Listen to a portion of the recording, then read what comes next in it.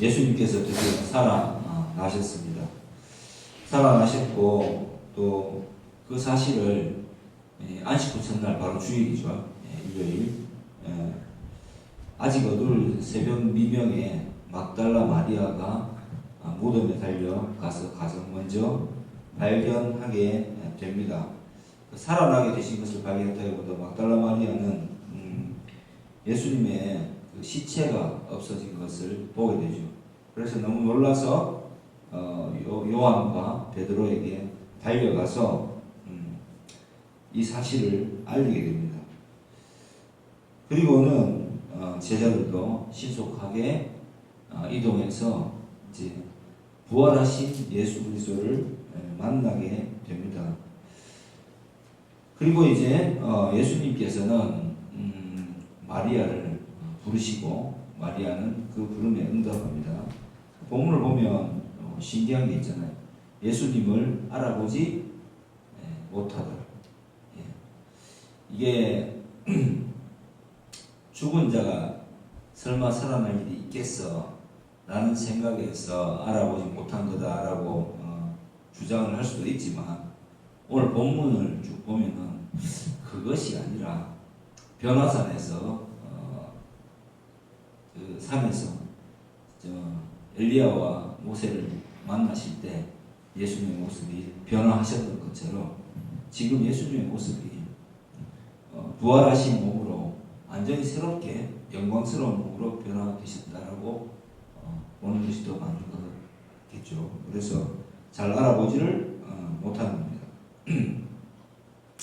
왜냐하면 39절부터 이렇게 보면은 19절부터 보면은 모인 곳에 문들을 닫았더니라고 되어 있습니다.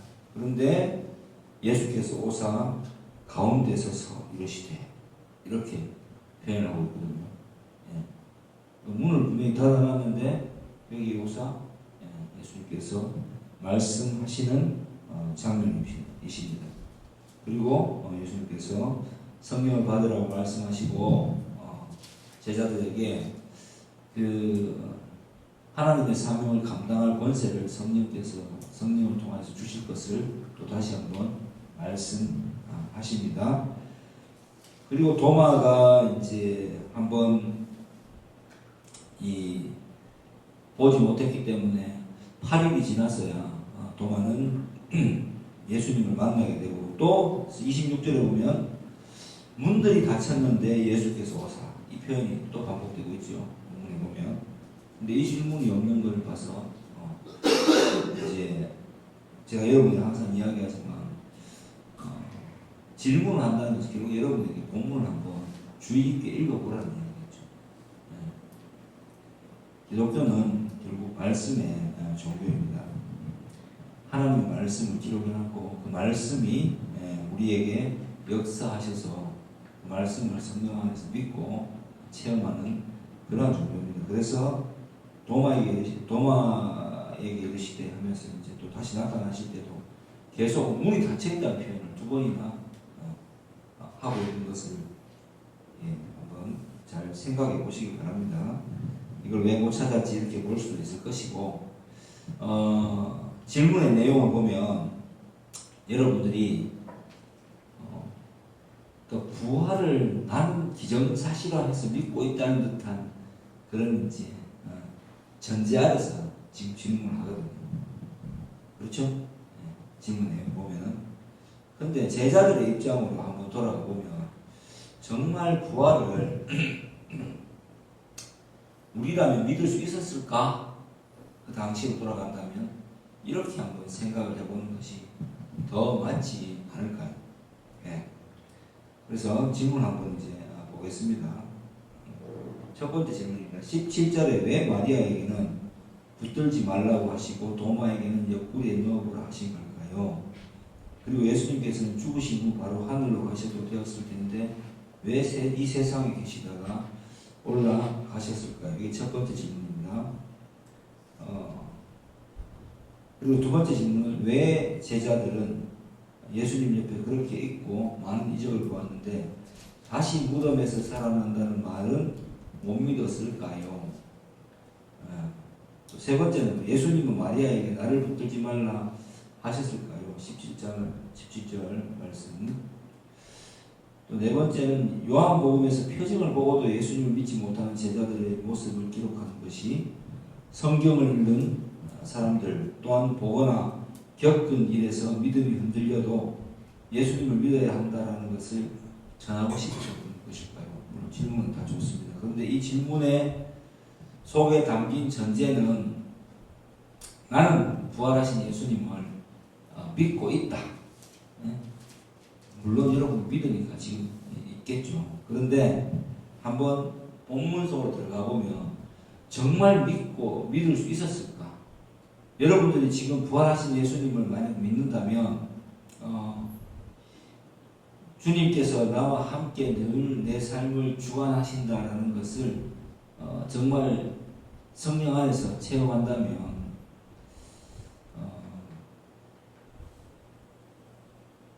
좀 더 여러분의 삶이 더 좋은 쪽으로, 더 평강을 쪽으로 바뀌지 않았을까. 물론 지금 평강을 누리시겠죠. 그렇게 한번 여러분 스스로에게 한번 스스로 한번 생각을 해보시기 바랍니다. 그냥 우리는 당연하다라고 보는 전제에서 자꾸 본문을 보거든요.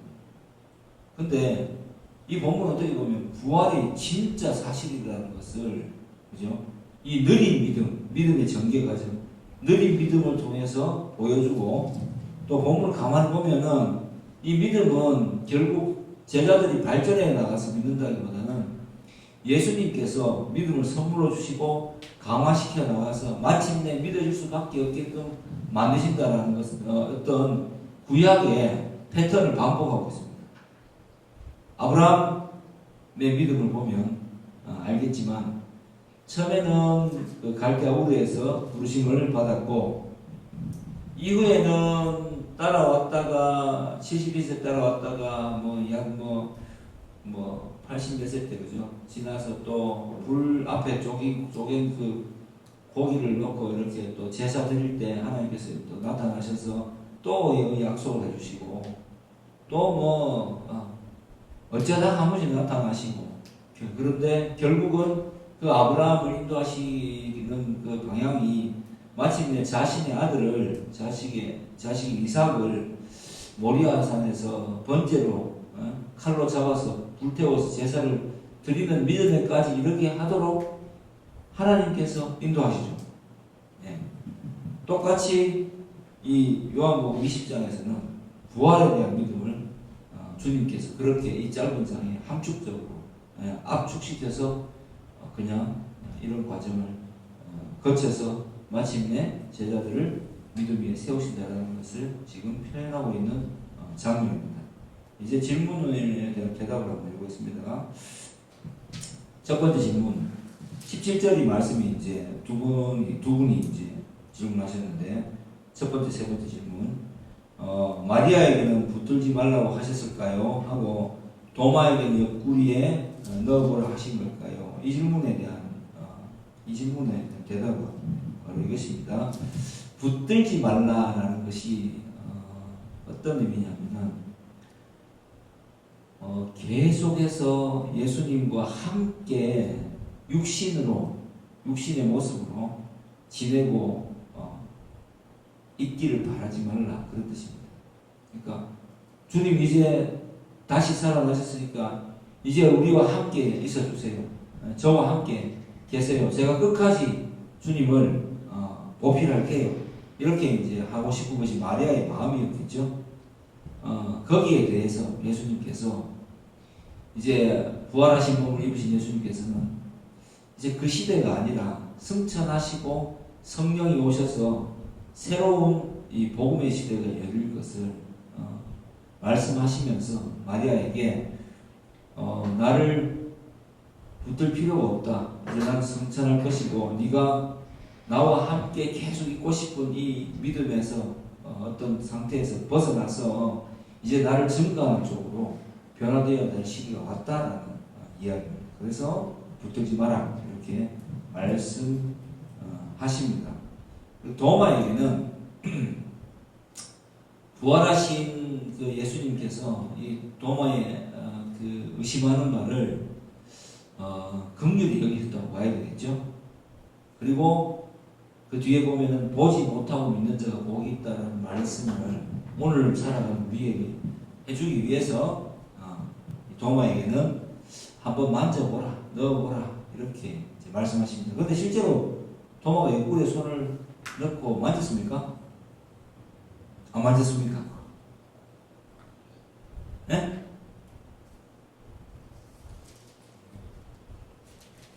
그것도 지금 질문한 사람 없지. 근데 안 만졌어요. 넣어보지도 않고. 그렇게 말을 했다는 겁니다. 실제로 도마는 부활하신 예수님을 만나고 나서 곧바로 그 영광스러운 주님의 모습을 현현하심을 실질적으로 보게 되고 실제로 부활하셨다는 사실을 바로 보는 즉시 믿게 되었다는 얘기입니다. 그래서 도마가 의심이 많다, 도마가 뭐 어땠다 하고 사양 속에 들어오면 의심 많은 도마처럼 물었네 내가 주를 처음 만난 날 뭐 이렇게 그죠? 하는데 실제 도마는 손을 넣거나 뭐 이렇게 만져본 적이 없습니다. 그냥 보고 바로 믿었습니다. 누구에게나 일어날 수 있는 어떤 이야기인데 그 도마에게조차도 예수님은 직접적으로 영광의 모습을 확인을 못했으니까 확인을 시켜 주시는 겁니다. 그래서 도마의 믿음을 강화하시죠. 그리고 예수님께서는 이제 질문 또 죽으신 후 바로 하늘로 가셔도 되었을 텐데 왜 이 세상에 계시다가 올라가셨을까요?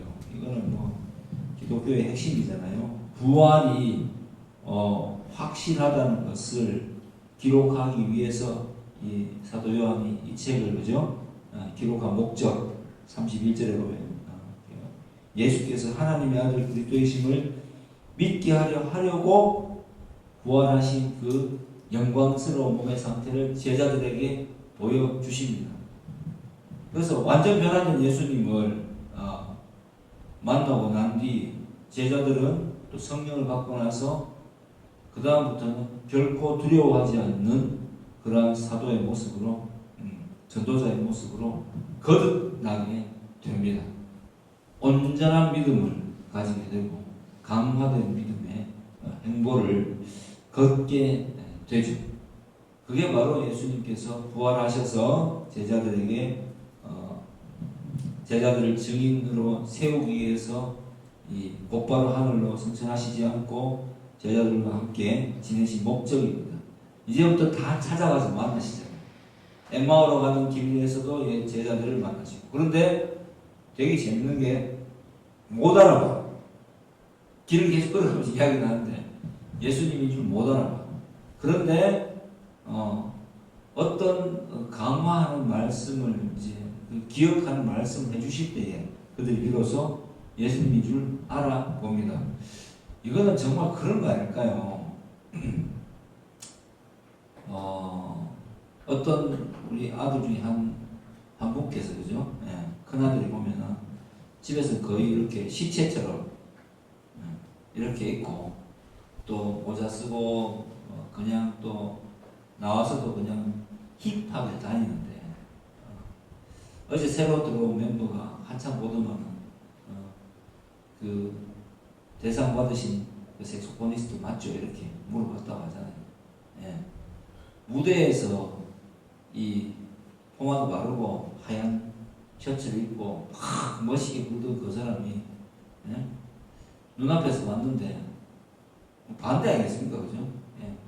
모자 쓰고 머리 이렇게 삐져나와가지고 대충 입고 와서 그렇게 이제 보니까 이 사람이 그 사람인가 싶을 정도로 사람도 그랬는데 하물며 예수님의 그 변화하신 모습 모세와 엘리야와 독대하실 때 그죠? 변화하신 모습은 너무도 영광스러워서 정말 제대로 찾아볼 수 없는 영광스러운 모습이셨다고 합니다. 그래서 이 부활하신 예수님을 보면서 제자들은 무슨 생각을 했을까요? 우리도 부활하면 이런 몸을 입게 되는구나 라는 것을 틀림없이 알게 되었을 것입니다. 다시 죽은 나사로는 다시 어떻게 됐습니까? 살아났죠. 그런데 그 육신 그대로 살아나서 죽었죠. 다시. 근데 예수님은, 부활하신 예수님은 승천하시기 전에 그 몸을 보여주셨을 때에 그 이전에 몸은 아닌 거예요. 부활하신 몸인 거죠. 완전히 다른 거. 네. 물이나 뭐 이게 이제 뭐 어떤 분들은 이게 그런 일이 있을 수 있다 없다 뭐 여러 가지 논란이 있지만 저는 그렇게 생각해요. 왜 문을 닫았는데 자꾸만 예수님이 그 가운데 서 계시다는 반복적인 이야기를 하셨을까? 공간과 어떤 그런 것들에 이제 제약을 받지 않는 새로운 몸을 입으신다라고 제자들에게 보여주시는 겁니다. 우리에게 말씀하시면 우리가 부활하면 마지막 날에 생명의 부활을 하면 어떻게 됩니까? 새 몸을 입고 그때는 장가가는 것이나 뭐 시집가는 것이나 뭐 눈물을 흘리는 뭐 죽음이나 뭐 애통하는 것이 그런 게 없고 라고 되어 있는데 그 상태로 변화되는 것을 제자들은 눈앞에서 직접 본 거죠. 그래서 이렇게 보니까 안 믿을 수가 없는 거예요.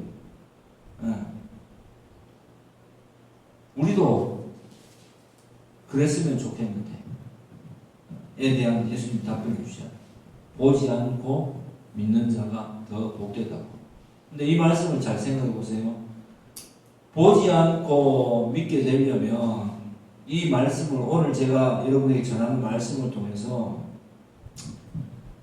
생생하게 한번 정말 깊이 있게 한번 고민해보고 그 상황을 가정해보고 정말 나는 이 부활을 믿는가라고 여러분에게 질문해보세요.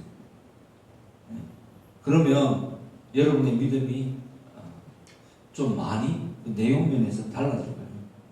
이게 정말 생생하게 믿어지는 거하고 그냥 그렇구나 우리는 뭐 예수님 부활했다니까 믿지 부활절날 또 기뻐하고 찬송하고 또 고난주간에는 또 슬퍼하고 막 그렇게 하니까 당연히 나를 믿고 있지 라고 쉽게 그냥 관념화 시켜서 그렇게 믿지 않았으면 저는 좋겠습니다.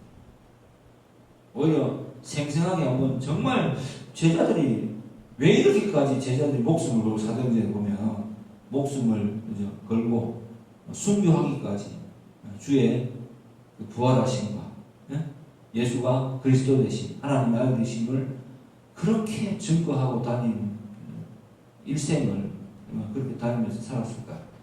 이런 질문에 대한 대답이 바로 오늘 이 요한복음 20장에 딱 나타나 있는 것입니다.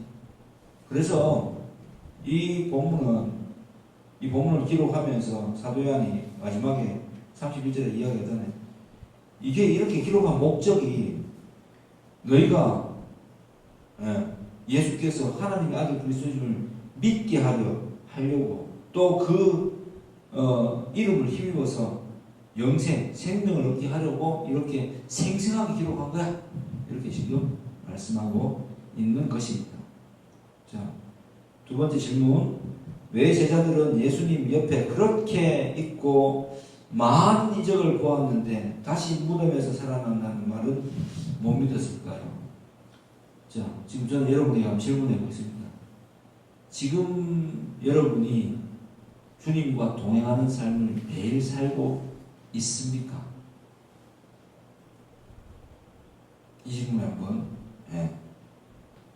답변해 보시기 바랍니다. 스스로에게 마음속으로 지금. 그리고 매 상황, 모든 상황과 매 순간마다 말씀이 나를 인도하시도록 내 중심을 기꺼이 주님 앞에 내어드립니까? 매 순간 찬양을 했잖아요. 주님은 내 호흡. 호흡하는 매 순간을 주님께 온전히 의지하며 살고 있습니까? 함부로 답변 못하겠죠. 이 제자들은 실제로 그렇게 살았음에도 불구하고, 그죠? 무덤에서 살아난다는 것을 믿지 못해요. 저는 이게 왜 못 믿지? 이게 아니라 당연하다고 봅니다. 왜? 믿음은 내가 스스로 가지는 게 아니니까. 그리고 사람은 자기 생각을 잘 안 바꿔요. 전제를 안 바꾼다고. 죽은 자가 살아난다 잘 압니다. 네. 지금도 우리가 만약 예수의 부활을 전하면 그래 알았다 뭐 그렇겠지라고 말하고 이 부활에 대해서 정말 그렇다라고 여러분들이 여러분 친구에게 강력하게 내가 만난 예수님 지금도 통치하시고 부활하셔서 승천하셔서 성령을 오신 예수 그리스도를 증거하고 할 수 있습니까? 가슴을 치면서 답답해서 내 친한 친구에게 할 수 있어요. 제자들은 그렇게 했는데 쉽지 않은 거예요. 당연히 그러니까 못 믿겠죠. 그런데 이 믿음을 이 요한복음 1장에 아까 이야기했잖아요. 아브라함이 구약의 패턴을 따릅니다. 믿음을 주시고 부르시고 느리지만 계속해서 믿음을 강화시켜 나가는 것은 결국 하나님께서 하시는 일이다라는 것을 보여줘요. 여러분들에게 여러분들 믿음이 정말 있어 이렇게 하고 조롱하고 막 비하하는 게 아니라 저도 그렇다고 계속 믿을 수밖에 없도록 인도하시는 주님을 발견하려면 말씀을 읽어라. 네, 말씀을 읽어라. 그런 의미에서 여러분들이 이야기하는 겁니다. 그래서 못 믿는 거예요. 예. 우리도 진짜 믿으면 나 진짜 봤는데 처음엔 어때요? 못 믿으면은 친한 친구한테 이야기하면 못 믿으면 어때요? 우와 아니 진짜 봤다니까? 이렇게 하지 않겠습니까? 그 친구가 알았다고 하면서 여전히 못 믿는 눈치면 어떻게 해요? 와 진짜 나한테 이렇게 할 줄 몰랐다면서 하고 집에 가서 곰곰이 생각이 오잖아요. 그리고 어떻게 생각합니까? 못 믿을만 하겠다. 이게 난 전도의 과정 같아요. 못 믿을만 하겠다. 왜? 지는 못 받고 나는 봤으니까. 나는 체험했고 자기는 체험을 못했으니까. 진짜 이 사람들 단순한 문제, 부활의 문제가 아니라 내가 정말 믿지 못한 어떤 기이한 사실을 경험했는 이 경험에 대해서 친구가 공감할 수 있을까요? 공감 잘 못해요. 그래서 저는 어떻게 보면 기도가 필수로 동반되는 게 그 친구를 정말 내가 좋아한다면 주님 하고 부를 수밖에 없는 거예요. 주님 저 친구에게 믿음을 선물로 저처럼 주시옵소서. 이렇게 기도하고 그 다음부터는 내가 본 그 사실을 정말 내가 강력하게 믿고 이것이 사실이라는 것을 밝혀주기 위해서 행동과 그죠? 살아가는 모양이 변하겠죠. 그 어떤 사실에 대한 태도가. 그러면 나중에 친한 친구는 어떻게 이야기해볼까? 와, 니 그거 진짜다. 나 처음에는 정말 안 믿었다. 근데 니 보니까 그럴 수도 있겠다는 생각이 들다가 니가 너무 그렇게 하니까 난 니하고 친구니까 와 진짜 그렇나? 진짜 그렇다면 이야기해봐라 라고 물어봐야 부산말로 진빼이죠. 짜배예요, 진빼이지. 요즘 하는 말, 양상국 말대로. 그래야 안 그래요? 정말 그렇잖아요. 그게 전도인 것 같아요. 그 소망에 관한 질문을 물어볼 때까지 그 친구에게 이게 사실임을 정말 보여주는 거예요. 우리가 여기에서 한 발짝만 어긋나면 어떻게 되냐면 관념화, 산영화된 어떤 신앙생활을 하게 되면은 요 정도까지 내가 해도 죄는 아니지 라는 관점에서 자꾸 내 신앙을 평가하거든. 내가 오늘 이렇게까지 하는 것은 죄가 아니지 이런 관점이 아니라 그럼 나는 친구들하고 술 한잔 마시는 게 죄가 됩니까 안 됩니까 이런 걸 자꾸 따지지 말고 그런 것보다는 내가 현재 이 자리에서 이들과 함께 있으면서 이 모습을 어떤 이들과의 대화를 통해서 그들이 내 모습을 봤을 때 정말 부활하신 주님을 믿는 나를 내가 인도함을 받는 주의 인도함을 받는 나를 정말 이들이 느낄 수 있을까? 라는 관점에서 행동한다면 굉장히 내가 행동하기가 심플해지겠죠. 그런 관점에서 뭐 한잔 하셔야 된다면 방송을 보시는 분들이 몇 분인지 모르겠지만 한잔 하셔야 된다면 한잔 할 수도 않겠습니까? 그게 정말 맞다면 그 깊은 이야기로 들어가기 위해서 시간이 좀 필요해서 정말 그게 목적이라면 주님 기뻐하시지 않을까요? 우리의 신앙 기준은 항상 그러해야 된다고. 근데 우리는 자꾸만 율법적으로 아니고 복음적으로 해야 된다고 늘 이야기하는데 율법적으로 스스로를 몰아붙이는 성향이 어쩔 수 없이 나타납니다. 왜? 우리가 죄에서 벗어났지만 여전히 이기적인 어떤 그 마음과 계속해서 싸워야 됩니다. 나만 생각하는 마음, 남이 잘 되면 배 아픈 마음, 그런 마음과 내가 계속 싸워야 돼요. 예? 그리고 전도하면 내게 나가잖아. 내 시간이 나가고, 내 돈이 나가고, 예? 내 노력이 나간단 말이야. 아깝잖아요. 내가 좀 성향이 그런 걸 즐기는 사람이 아니라면 그런 시간과 그런 돈들이 굉장히 아깝잖아요. 그런데 만약 주의 살아계심을 보여준다는 것, 주님이 내 삶을 인도하시고 주님께서 내 삶을 모든 것을 필요를 채우신다는 믿음, 그죠? 그 믿음을 가지고 살아간다면 필요한 건 주님께서 주실 거라고 믿고 쓰겠죠, 하겠죠. 그리고 주님 기뻐하시니까 이 일을 충분히 할 수 있다는 확실한 어떤 믿음이 생기겠죠. 예. 마지막 질문.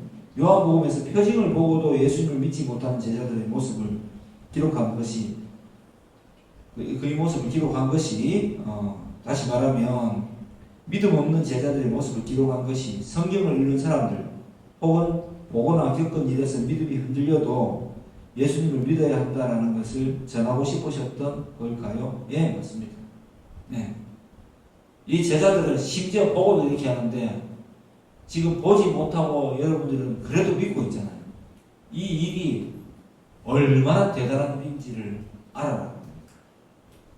이 일이 나에게 닥친 건 내가 특별한 결심을 해서라기보다는, 그죠? 오늘 이 요한복음 20장의 패턴처럼 예수님께서 우리에게 얼마나 아낌없이 큰 믿음을 주시고 우리를 사랑하시는가를 발견할 수 있어야 된다. 아멘? 이럴 때 아멘 하는 거예요. 그래서 믿음을 잃지 않고 살아가는 우리 각자는 굉장히 특별한 사람이에요. 제가 행복하게 살자라고 이야기했죠. 이런 의미에서 굉장히 행복하게 살 수 있습니다. 주님이 우리를 인도하시잖아요. 자, 마지막으로 제가 이 부활하신 주님을 만나는 것은 이 책의 기록 목적은 생명을 얻게 하려고 한다고 하는데 이 생명은 무엇입니까? 예, 하나님과의 관계의 회복입니다. 하나님께서 먼저 우리와의 관계를 회복시키기 위해서 이 십자가를 지셨다는 사실을 우리에게 알려주신 겁니다. 그러면 영생을 살아가는, 지금부터 영생을 사는 거고 생명을 얻은 사람 좀 살아야 되는데 그건 어떻게 살아가야 되느냐? 마태복음 6장 33절 제가 한번 읽어 드리겠습니다. 같이 한번 찾아서 읽죠. 예.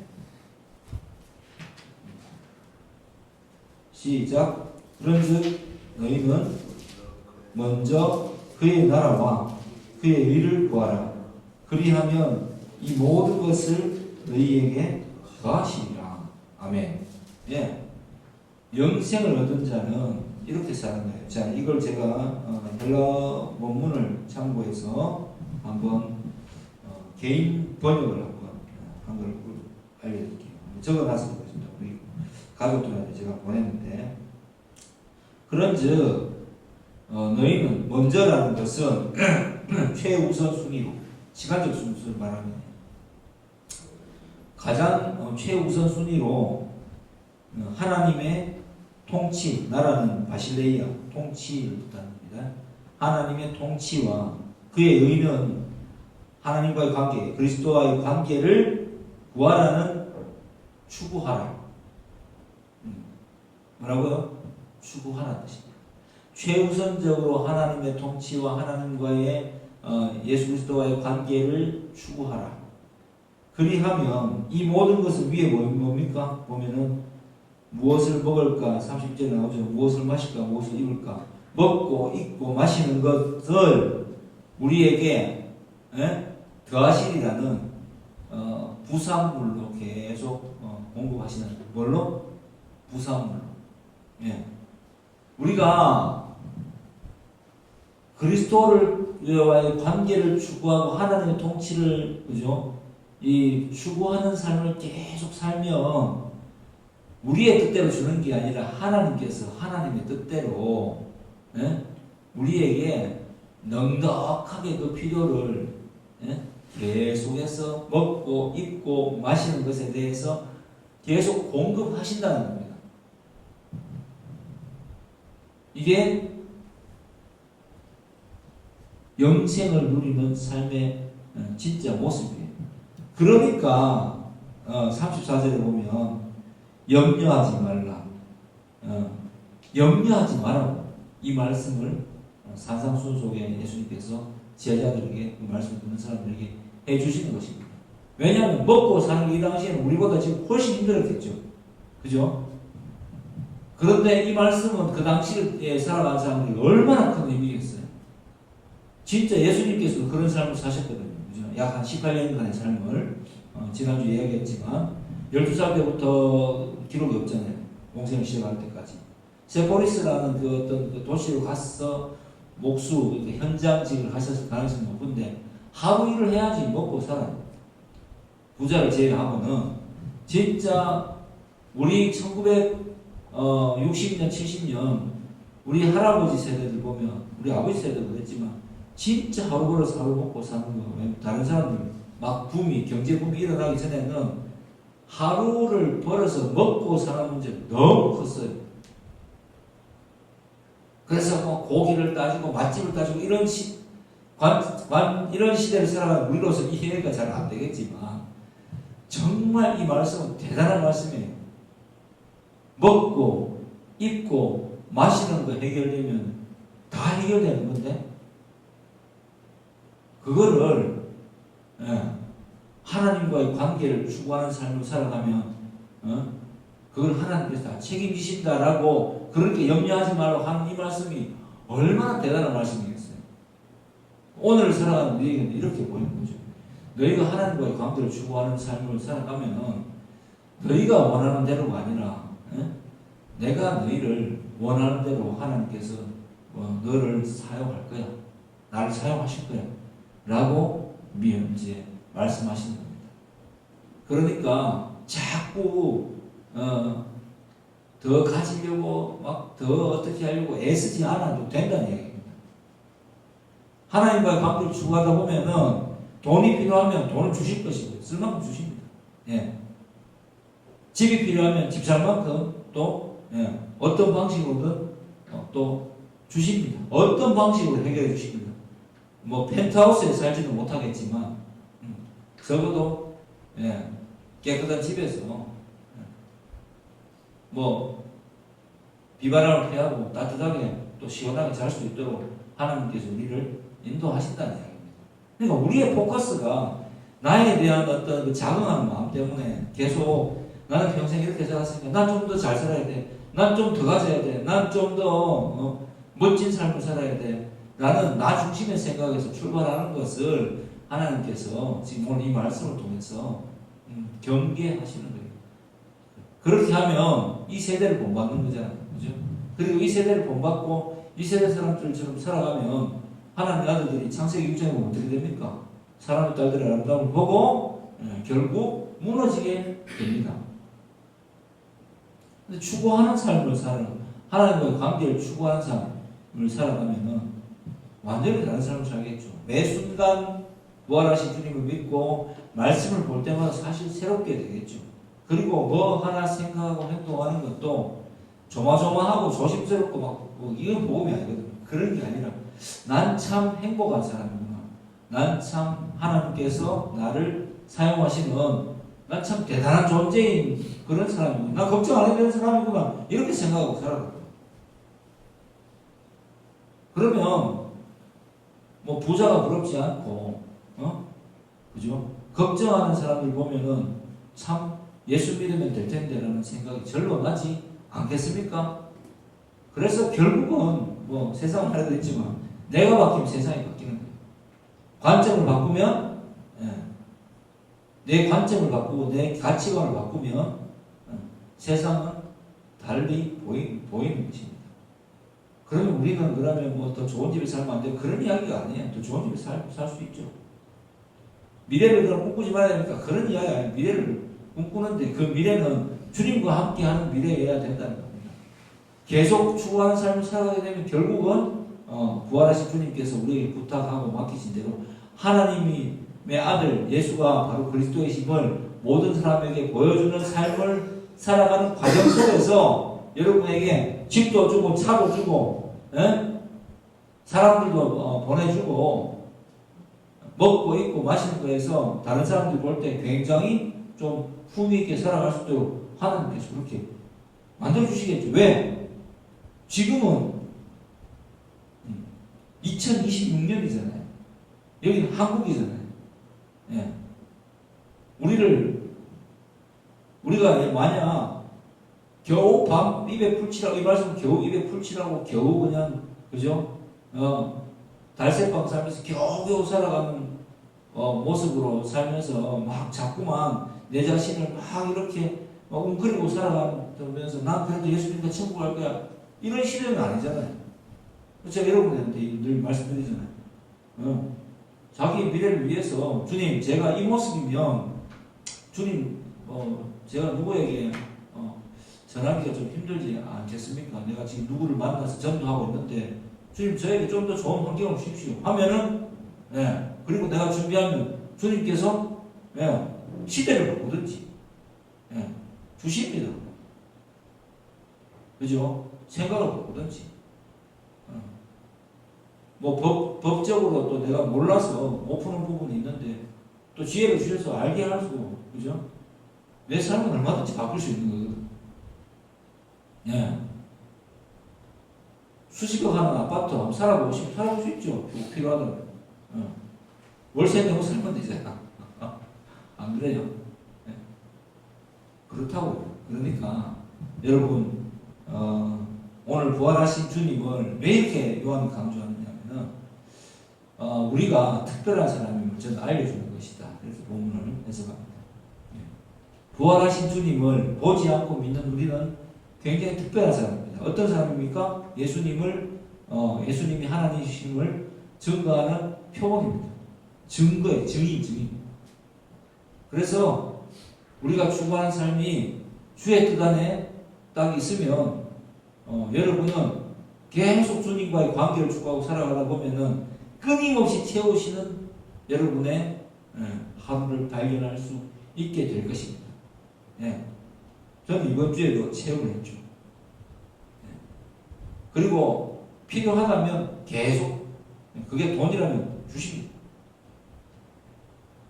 그게 인간 사람이라면 또 붙여 주십니다.